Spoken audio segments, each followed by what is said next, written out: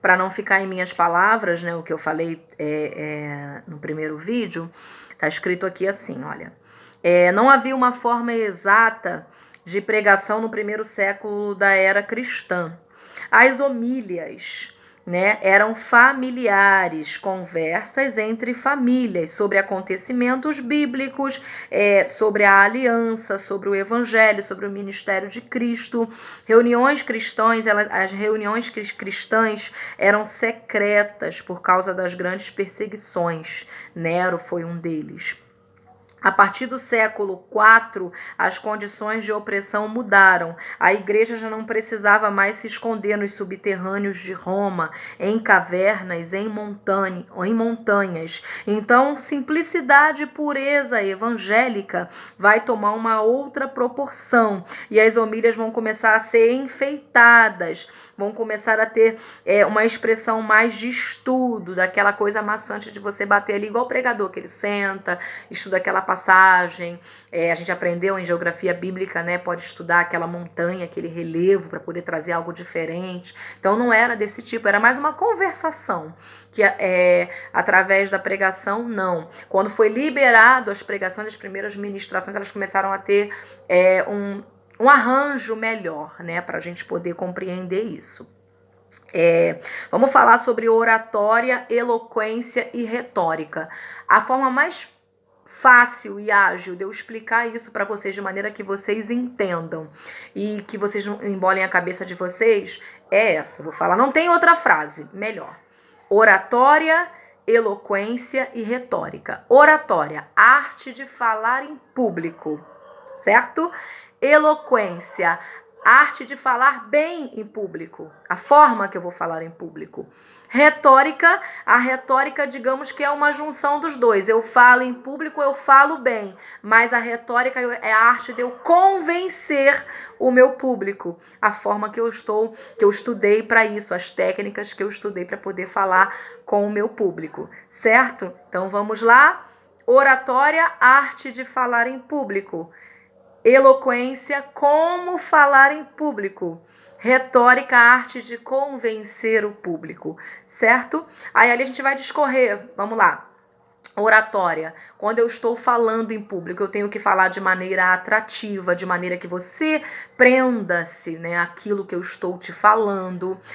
Quando eu falo em público, eu tenho que falar, deixa eu ler aqui, de uma forma precisa, de uma forma fluente, que todos possam compreender, né? De preferência, usando palavras, não uso de uma classe, umas palavras mais rebuscadas, não, palavras mais simples, mais humildes, que a gente entenda que o nosso público são pessoas talvez estudadas, talvez letradas, ou não, a chamada povão, né? Aquela massa. Então a gente tem que falar de uma forma que todos possam compreender. Então a arte de eu falar em público. A eloquência é como eu vou falar em público. Eu tenho que falar em público de maneira que as pessoas entendam o que eu estou falando, que seja uma coisa natural, que seja uma coisa fácil. Vamos lá, vou dar o exemplo. Que eu gosto muito de dar. Pregador, ele sobe na tribuna, estamos aqui nesta tribuna, neste grande plenário. Então falar, meu Deus, nem todo mundo é obrigado a saber o que é plenário, o que deixa de ser plenário. Nem todo mundo é obrigado a saber plenário, né? É um termo que nem todo mundo, não é um termo coloquial, um termo que todo mundo usa. Estamos aqui entre o povo que vai morar no céu, entre a nação eleita, o povo adquirido, louvado seja Deus. A gente está falando o que está na Bíblia, entendeu? Palavras comuns que todos vão entender. Isso é ter eloquência, é o cuidado de falar que quem está do outro lado entenda. Então o pregador ele tem que ser eloquente. Não adianta usar muitos termos teológicos, escatológicos e o público não está entendendo nada. Aí ele não vai ter sucesso em quê?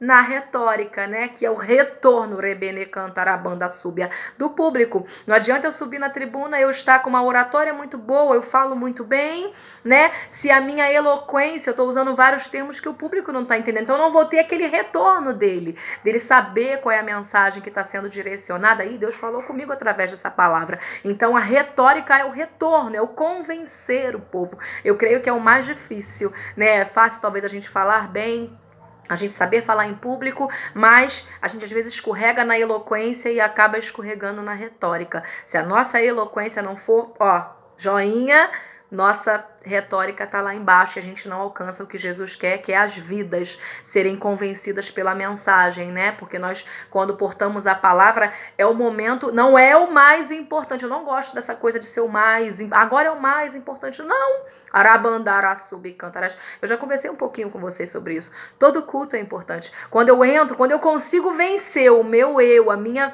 própria força, e eu adentro a nossa igreja, né, a qualquer congregação, a gente entra por aquelas portas, a gente já está começando a vencer da lira, a bandara subir cantarás. Quando a gente consegue dobrar nosso joelho e agradecer, Deus, obrigado que eu cheguei até aqui, obrigado que eu tenho pernas, obrigado que eu consigo. Ontem eu ouvi uma história, visitei uma pessoa, né? Vocês sabem que eu tô com as minhas vendinhas aí, fui fazer uma venda.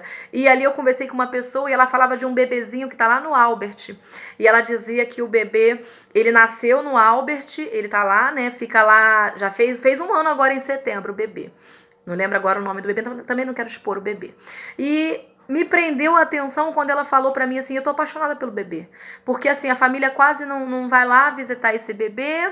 E eu pego as roupas, eu trago pra casa, eu cuido das coisinhas dele, eu compro roupas novas, eu comprei um negócio grandão pra colocar as roupas dele lá, hipoglós, essas coisas, tudo eu cuido dele. E ali, né, veio muito a calhar que eu falei, Jesus, eu vou compartilhar isso com a minha filha, porque às vezes a gente tem a oportunidade, né, com as nossas perninhas de ir na esquina e não agradece a Deus. E eu do nada eu falei pra ela assim, gente, essa criança tá com 1 ano e ela falou que ele nunca se alimentou, ele come por esqueci o nome do processo, né? Acho que é na barriguinha, ele come só pela barriguinha, não consegue comer pela boquinha dele, ele não vê televisão. O único passeio dele, meu Deus do céu, ficou muito forte quando ela falou isso. O único passeio que esse bebê tem é quando os médicos e enfermeiros que praticamente o adotaram levam ele para ver o sol, tomar um solzinho, ver o sol nascer, ver o sol se pôr, ver a claridade do dia, ver os carros passando.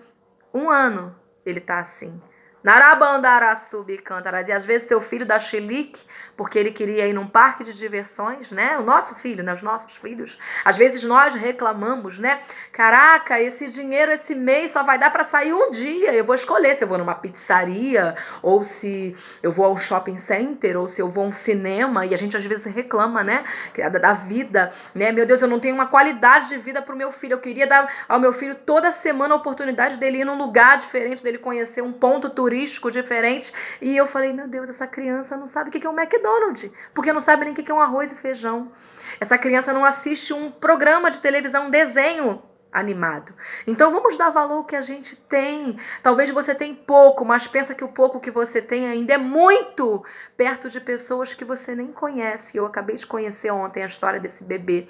É um bebê, mas quantos, né, presos, enclausulados, quantas crianças oprimidas, quantas crianças que os pais... Nada contra, eu não quero falar mal de ninguém, não tô aqui pra falar, mas às vezes a gente passa, né, nas ruas, nos lugares, e estão os pais no bar, aquela criança sentada no bar bebendo, o pai bebendo ali, aquela criança ali sem perspectiva nenhuma de vida. Eu falo, gente, criança quer brincar, quer correr, quer ir numa praça, quer se balançar, quer se distrair, e os pais, sabe, ali presos, né, na mão do inimigo, sendo utilizado naquela entidade ali que leva eles a fazer aquilo dali. Às vezes vara a madrugada, friagem, é verão, é inverno, são as festas, passa Páscoa, passa, né, os feriados comemorativos, passa Natal, passa Réveillon, e as pessoas, aquele mesmo quadro ali, e aquelas crianças cativas naquele sentado. Então agradeça a Deus, se tu tem teus filhinhos, se você pode uma vez no mês levar eles para poder tomar um sorvete, né, e balançá-los numa pracinha. Tem bebês que não podem fazer isso, tem filhos que não podem, tem filhos que não podem porque talvez os pais não deram essas condições para fazer, ou a vida, a enfermidade os aprisionou. Então, também me levou a essa reflexão, né? Não sei porque eu estou compartilhando isso, mas você que está me assistindo do outro lado deve saber que recado é esse que Deus está te dando, da mesma maneira que Deus me entregou esse recado, né? Que às vezes a gente quer tanto, e a gente precisa só de um pouquinho, e valorizar que aquele pouquinho ainda é muito perto de algumas pessoas, perto de algumas histórias, né? Creio que como esse bebê, quantas crianças estão lá no Instituto do Câncer, quantas crianças nasceram já com uma leucemia, estão lutando há anos, quantas crianças estão encerrando sua vida hoje, carequinhas, magrinhas, franzinas, dependendo de eu e você bater lá no hospital, no Inca da vida, vestido de palhacinho, para entregar uma bola que seja, que faça um fantoche de um super-herói, de alguma coisa que traga um pouquinho de diversão para eles do que eles não têm o ano inteiro. Então vamos refletir nisso, vamos nos avivar, vamos aproveitar a Bandara Súbica, vamos emendar já geografia bíblica, localidades, né? Missões, pés de quem vai, vamos, né, ser avivados com isso. Talvez você, igualmente, não tenha tantas condições financeiras para abençoar com dinheiro, né? Mas a gente pode orar, dobrar o joelho e orar, ou ir, ter perna para poder ir, né? Agradecer que nós temos perninhas para ir. Vamos aproveitar missões e adentrar já em homilética, né? Que é falar com eloquência, que é a forma da gente expressar Jesus. E vamos fazer a obra de Deus enquanto é tempo, enquanto eu tenho braço, você tem braço, eu tenho voz, quantos não têm voz, não conseguem utilizar, quantos usam aparelhos, né? Vamos refletir isso tudo, né? Eu sou uma pessoa que eu gosto muito de refletir sobre a vida, mas ontem eu fiquei bem pensativa sobre a minha filha, sobre algumas frases que às vezes a gente usa, até aqui em casa mesmo, eu falo, meu Deus, a gente é tão falho, né? A gente peca tanto, a gente erra tanto, a gente não observa que tem gente pior, tem situações piores, né? Então vamos refletir nisso. Eu não sei porque que Jesus levou por esse lado não, mas você que está do outro lado da telinha, talvez está precisando também ter essa lição que eu tive ontem.